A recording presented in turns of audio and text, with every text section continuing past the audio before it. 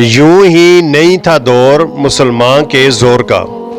सुल्तान नूरुद्दीन जंगी रहमतुल्लाहि अलैहि पर एक शख्स ने मुकदमा कर दिया।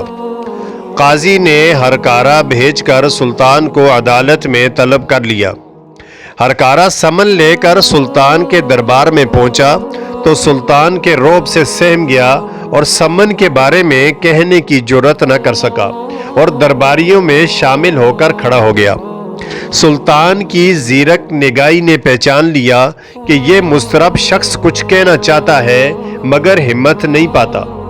सुल्तान ने उसे करीब बुलाया और शफीक लहजे में कहा कि जो कहना है बिला खौफ व खतर कहो। चुनांचे उसने हिम्मत पकड़ी और अदालती समन के बारे में आगाह कर दिया।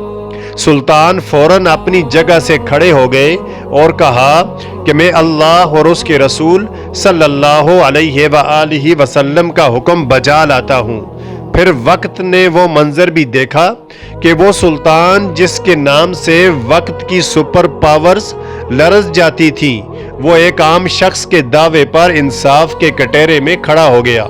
मुकदमा चला मगर वो शख्स अपना दावा साबित न कर सका। फैसला सुल्तान के हक में हो गया।